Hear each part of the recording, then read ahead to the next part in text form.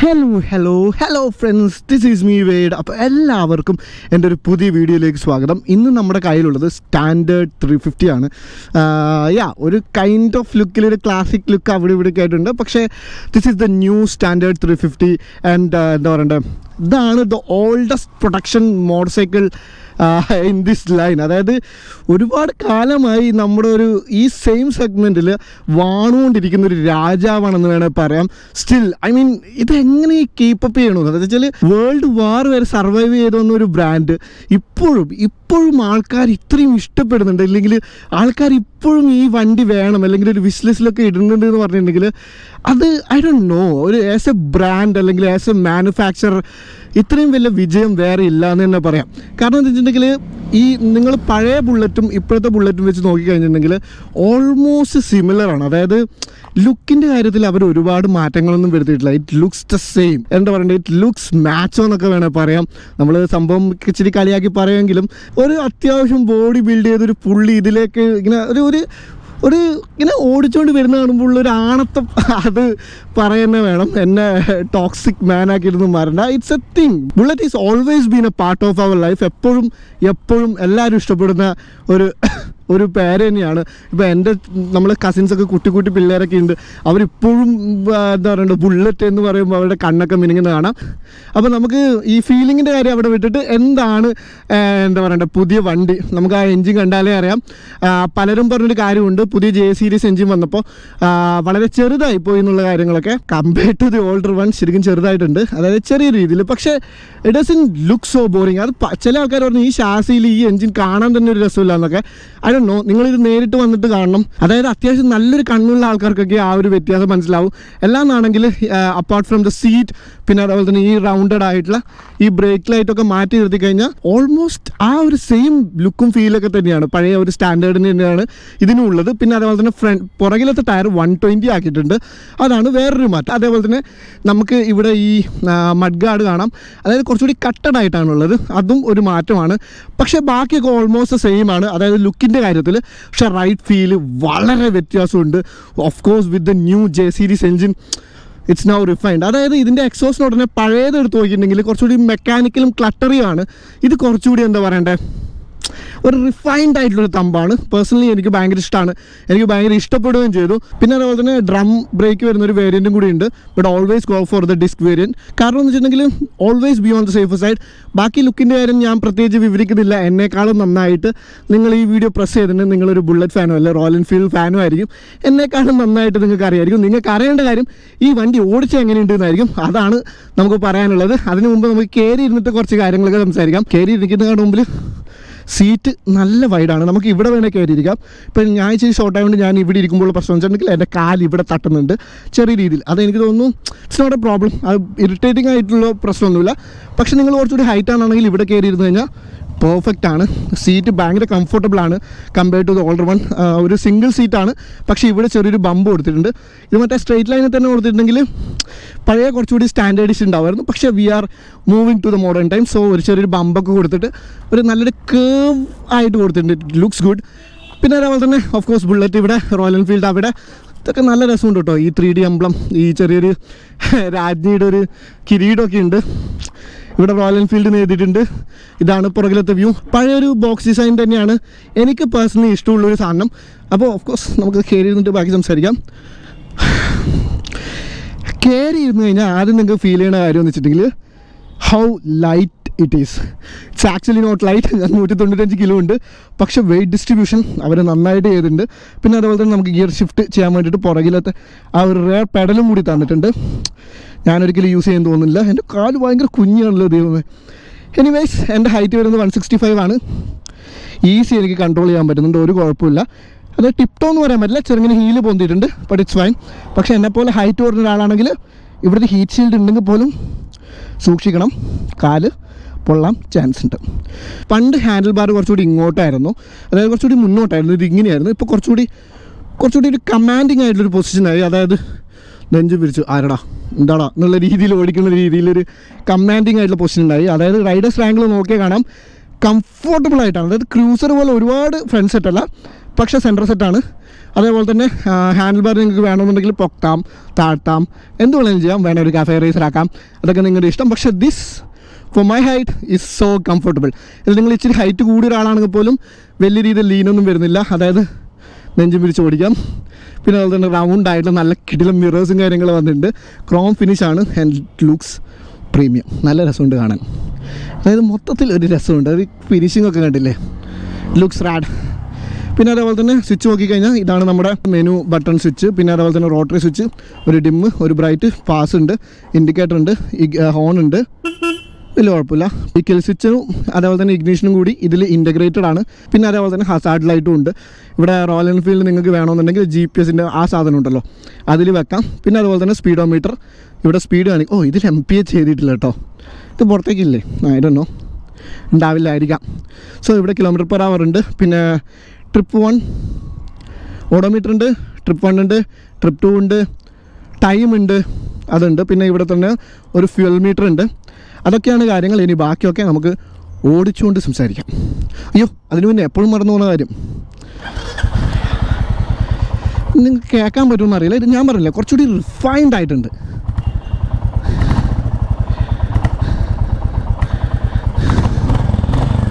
ഉണ്ടല്ലേ, അതാണ് ഇതിൻ്റെ കാര്യം. എന്തായാലും നമുക്കിനി ഓടിച്ചുകൊണ്ട് സംസാരിക്കാം. സോ അതായത് ഒരുപാട് കാര്യങ്ങൾ ഈ വണ്ടിയെ പറ്റി പറയാനുണ്ട്. എന്നെപ്പോലെ തന്നെ നിങ്ങളും പണ്ട് എല്ലാവരും ബുള്ളറ്റ് കണ്ട് ഇഷ്ടപ്പെട്ട ആൾക്കാരായിരിക്കും. ഒരുപാട് ആൾക്കാർ ദുൽഖർ സൽമാനെ ബുള്ളറ്റിൽ കണ്ടിട്ട് ബുള്ളറ്റ് ഇഷ്ടപ്പെട്ട ആൾക്കാരുണ്ടാവും, അല്ല പണ്ടേ ബുള്ളറ്റിനോട് ഇഷ്ടമുള്ള ആൾക്കാരുണ്ടാവും. അവർക്കൊക്കെ ഈ വണ്ടി ഇഷ്ടപ്പെടുമെന്ന് വെച്ചിട്ടുണ്ടെങ്കിൽ ഓഫ് കോഴ്സ് ഇഷ്ടപ്പെടും. അതായത് വണ്ടിയും ആ വണ്ടിയുടെ കൾച്ചറിൻ്റെ മാറ്റങ്ങളും എങ്ങനെയാണ് മാറ്റങ്ങളൊക്കെ വരുന്നതും ആ കാര്യങ്ങളൊക്കെ എംബ്രേസ് ചെയ്യാൻ പറ്റുന്ന ആൾക്കാർക്ക് ഇഷ്ടപ്പെടും. പക്ഷെ ഇപ്പോഴും ആ ഒരു വണ്ടി കിട്ടാൻ ആൾക്കാർ ഇപ്പോഴും പറയും ആ പഴയ തമ്പ് പോരാ, ആ പഴയ ഇതുപോലെ. അപ്പോൾ ആ പഴയത് ഉണ്ടാവില്ല, because it's A new motor cycle. അപ്പോൾ ആദ്യം തന്നെ നമുക്ക് എൻജിനെ പറ്റി പറയാം. ഈ 349cc air cooled engine, 20 PS പിന്നെ അതുപോലെ തന്നെ 27 Nm ഓഫ് ടോർക്ക് ഉണ്ടാക്കുന്നുണ്ട്. എൻ്റെ long stroke engine and torque on demand. അതായത് ഈ ലോങ് സ്ട്രോക്ക് എന്ന് പറയുമ്പം ഇതിൻ്റെ സ്ട്രോക്ക് ഇച്ചിരി ലോങ് ആയിരിക്കും, ലിറ്ററലി അതാണ് അർത്ഥം. ഒരുപാട് ടെക്നിക്കലായിട്ട് പറയുന്നത് സ്ട്രോക്ക് എന്ന് പറഞ്ഞു കഴിഞ്ഞിട്ടുണ്ടെങ്കിൽ ഞാൻ ഇവിടെ ഒരു ഫോട്ടോ ഇടാം, ഇതാണ് സ്ട്രോക്ക്. അപ്പോൾ ഇത് ഇച്ചിരി കൂടി ലോങ് ആയിരിക്കും. സോ ഈ ലോങ് സ്ട്രോക്ക് ഉണ്ടാകുമ്പോഴുള്ള കാര്യം എന്ന് വെച്ചിട്ടുണ്ടെങ്കിൽ ടോർക്ക് അടിപൊളിയായിട്ട് പ്രൊഡ്യൂസ് ചെയ്യും.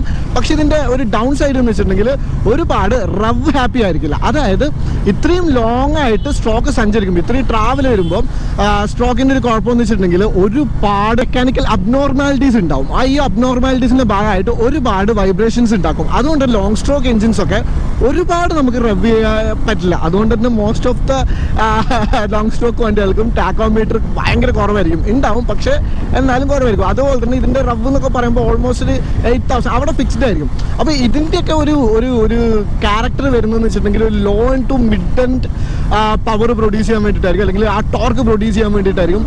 സോ അല്ലെങ്കിൽ ഒരുപാട് വെയിറ്റ് വഹിച്ചൊക്കെ കൊണ്ടുപോകാൻ വേണ്ടിയിട്ടായിരിക്കും കൊണ്ടായിരിക്കും. അതാണ് ഈ ലോങ് സ്ട്രോക്ക് എൻജിൻ. അതുകൊണ്ട് തന്നെ ഈ ലോങ് സ്ട്രോക്ക് എൻജിൻ്റെ ഏറ്റവും ഒരു രസമായിട്ടുള്ള കാര്യമാണ് ഈ തമ്പ് എന്ന് പറയുന്നത്. ടക്ക് ടക്ക് ടക്ക് ടക്ക് ടക്ക് ആ ഒരു ഫീല് അത് ശരിക്കും നിങ്ങൾ അറിയണമെന്നുണ്ടെങ്കിൽ ഇത്രയും സിറ്റിയിലൂടെ ഓടിക്കരുത്. ശരിക്കും ഭയങ്കര കാമായിട്ടുള്ള ഒരു കാട്ടിൻ്റെ ഉള്ളിലൂട്ടാം എന്താ പറയണ്ട വണ്ടി ഇങ്ങനെ ഓടിച്ചുകൊണ്ട് പോകണം. ആക്ച്വലി ഞാൻ എൻ്റെ ഒരു കൂട്ടുകാരൻ്റെ കൂടെ പോയിട്ടുണ്ടായി. അവൻ്റെ കയ്യിൽ കുറച്ച് പഴയ ഒരു ബുള്ളറ്റ് ആയിരുന്നു.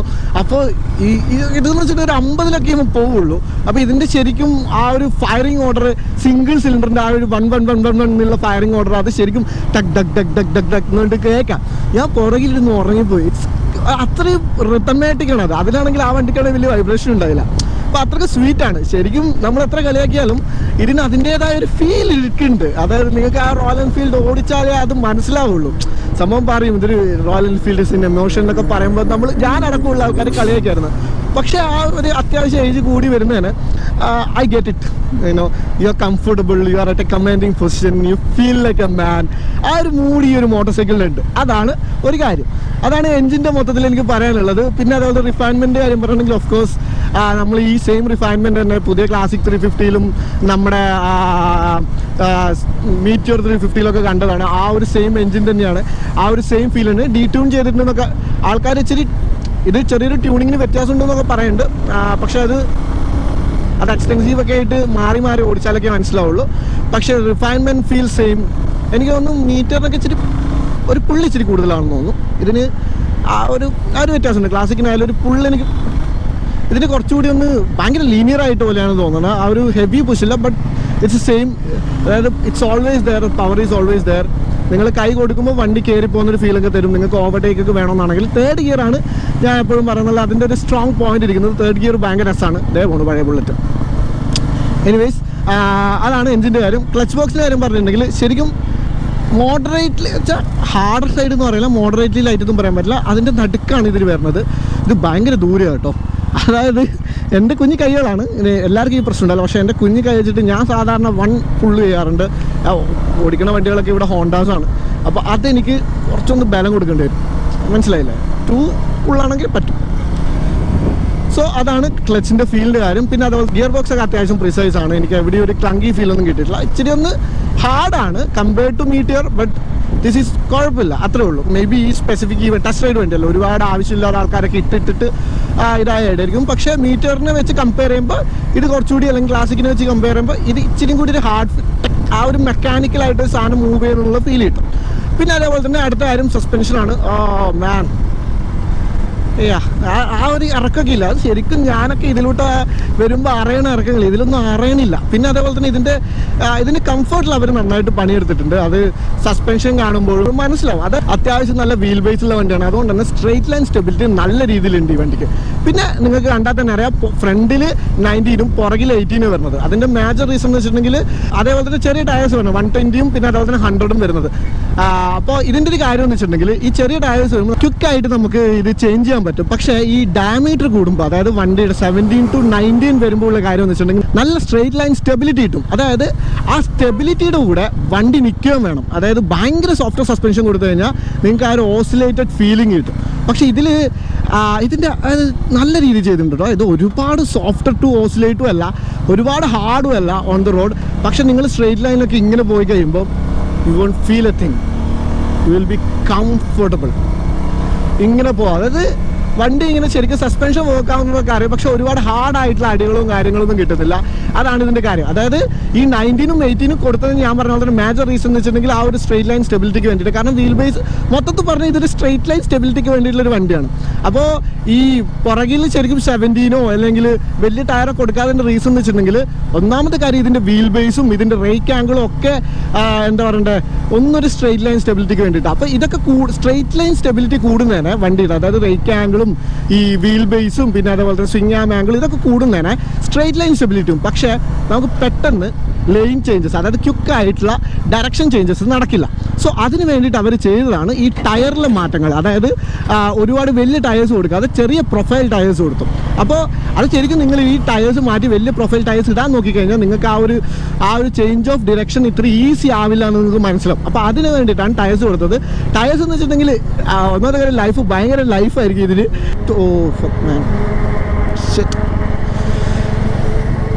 You can get somewhere around like എന്താ പറയണ്ടേ, ഒരു 25,000 കിലോമീറ്റേഴ്സിൻ്റെ മേലേക്ക് ഇതിന് ലൈഫ് കിട്ടും.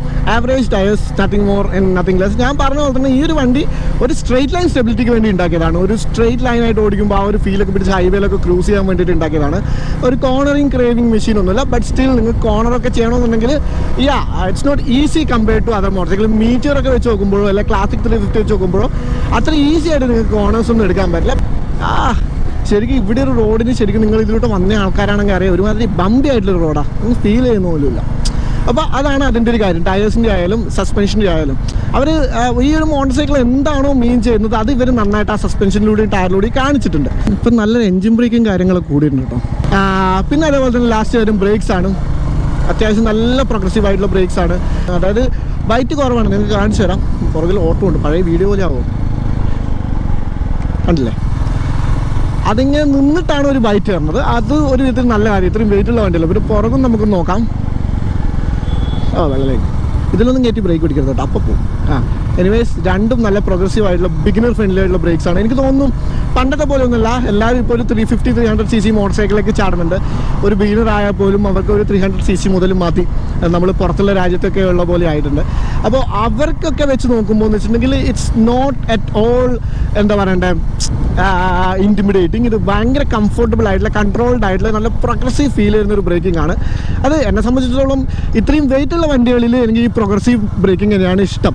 നമ്മുടെ കയ്യിൽ എപ്പോഴും വണ്ടി നിൽക്കുന്ന പോലെ ഉണ്ടാവും. ഈ ഭയങ്കര ബൈറ്റ് വന്നാലുള്ള കാര്യം എന്ന് വെച്ചിട്ടുണ്ടെങ്കിൽ ഇത്രയും വെയിറ്റ് പെട്ടെന്ന് നിൽക്കുമ്പോൾ ഒബ്വിയസ്ലി ഒരു ചേഞ്ച് ഓഫ് പേസ് അല്ലെങ്കിൽ ചേഞ്ച് ഓഫ് സ്റ്റെബിലിറ്റി പെട്ടെന്ന് ഉണ്ടാവും. അപ്പോൾ ആ ഒരു കാര്യം ഇല്ലാതാക്കാൻ ഏറ്റവും നല്ലത് ഈ പ്രോഗ്രസീവ് ആയിട്ടുള്ള ബ്രേക്കിംഗ് ആണ്. Brakes feel so good. I mean എനിക്ക് 100-നേക്കാളും ഇതിൽ ബ്രേക്ക് കുറച്ചുകൂടി ഇഷ്ടപ്പെട്ടു കേട്ടോ. ഐ ഡോണ്ട് നോ, 100 ഇച്ചിരി കൂടി വെയിറ്റ് കുറവുപോലത്തെ ഒരു ഫീലിലുണ്ട്. എനിക്ക് കുറച്ചുകൂടി ബൈറ്റ് വേണമെന്നൊരു തോന്നുന്നുണ്ട്. പക്ഷേ ദിസ് ഈസ് നൈസ്. പിന്നെ അതേപോലെ തന്നെ കാര്യം എന്ന് വെച്ചിട്ടുണ്ടെങ്കിൽ ഇതിൻ്റെ മൈലേജ് ആണ്. മൈലേജ് ഫിഗേഴ്സ് എന്ന് പറയുമ്പം ഓൾമോസ്റ്റ് ഒരു 35 in the city, 40 in highways എന്തായാലും നിങ്ങൾക്ക് കിട്ടും. അത് ഒബ്വിയസ് ആണ്. ഇപ്പോൾ എല്ലാവർക്കും നല്ല രീതിയിൽ മൈലേജ് കിട്ടുന്നുണ്ട്. പിന്നെ അതേപോലെ തന്നെ ഒരു ഫ്യൂൽ ഇൻഡിക്കേറ്ററൊക്കെ വന്നിട്ടുണ്ട്. പിന്നെ അതേപോലെ തന്നെ ആ ഒരു മൈലേജ് വെച്ചിട്ട് അത്യാവശ്യം നല്ല ടാങ്ക് റേഞ്ചും ഉണ്ടാവും. അപ്പോൾ നിങ്ങൾക്ക് അത്യാവശ്യം വണ്ടി നിർത്താതെ ഇങ്ങനെ പോയിക്കൊണ്ടേയിരിക്കാം. It's a motorcycle meant to be on roads and meant to travel. ആ ഒരു മൂഡിലുള്ള മോട്ടോർ സൈക്കിൾ നിങ്ങളിങ്ങനെ പിടിക്കുക. Not always about having fun, sometimes it's about feeling. ആ ഒരു മൂഡാണ് ഈ മോട്ടോർ സൈക്കിളിന്. Feel the motorcycle, feel every rub, feel every beat. അതായത് ഐ മീൻ എന്തിനാ പണ്ട് കളിയാക്കിക്കൊണ്ട്, ശരിക്കും പണ്ട് കളിയാക്കാനുണ്ടായിരുന്നു ആ വണ്ടി. അത്രയും ബഹളായിരുന്നു ആൾക്കാർ ആ വണ്ടിയെ പറ്റി. പക്ഷേ ഇപ്പം എനിക്ക് തോന്നുന്നു റോയൽ എൻഫീൽഡ് നല്ല രീതിയിൽ വർക്ക് ചെയ്തിട്ടുണ്ട്. ഈ വണ്ടിയിൽ നല്ല രീതിയിൽ മേക്ക് ചെയ്തിട്ടുണ്ട്. And overall this motor cycle feels so good. അതായത് ഇപ്പോൾ ഇതൊരു പ്രോപ്പർ വണ്ടി. ഈ പ്രൈസിൽ നിങ്ങൾ കൊടുത്ത് വാങ്ങിക്കുമ്പോഴും പ്രൈസും നല്ല രീതിയിൽ അവർ കോമ്പറ്റീറ്റീവ് ആയിട്ടുണ്ട്. ആ പ്രൈസ് നിങ്ങൾ വാങ്ങിക്കുമ്പോൾ പോലും നിങ്ങൾക്കൊരു വിഷമം തോന്നില്ല. ഞാൻ വാങ്ങിക്കുന്നത് വളരെ ഒരു ക്ലട്ടറി ആയിട്ടുള്ള മെക്കാനിക്കൽ ആയിട്ടുള്ള ഒരു മോട്ടോർ സൈക്കിളാണല്ലോ. You won't feel bad because it's now more refined, it's now more reliable than ever. ആ ഒരു മൂഡായിട്ടുണ്ട് ഈ മോട്ടോർ സൈക്കിൾ. അതായത് ഞാൻ ഇതുവരെ ഇവിടെ അടുത്തൊന്നും ഈ ജെ സീരീസ് എൻജിൻ പൊട്ടി അല്ല പ്രശ്നമുണ്ടെന്നൊന്നും പറഞ്ഞ് കേട്ടിട്ടില്ല. അപ്പോൾ അതാണ് ഈ വണ്ടിയുടെ മൊത്തത്തിലുള്ള കാര്യം. അപ്പോൾ ഞാൻ എന്തെങ്കിലും മിസ് ചെയ്തിട്ടുണ്ട് അല്ലെങ്കിൽ നിങ്ങൾക്ക് സ്പെസിഫിക് ആയിട്ട് എന്തെങ്കിലും കാര്യങ്ങൾ അറിയണമെന്നുണ്ടെങ്കിൽ നിങ്ങൾക്ക് താഴെ മെസ്സേജ് അയക്കാം. പിന്നെ അതേപോലെ തന്നെ ഈ വണ്ടി ഓടിക്കാൻ തന്നെ കൈസൻ മോട്ടോഴ്സിന് ഒരുപാട് നന്ദി. അപ്പോൾ അതാണ് മൊത്തത്തിലുള്ള കാര്യങ്ങൾ. And this is me wait saying. വീണ്ടും കാണാൻ വന്നിക്കാം. Till than by.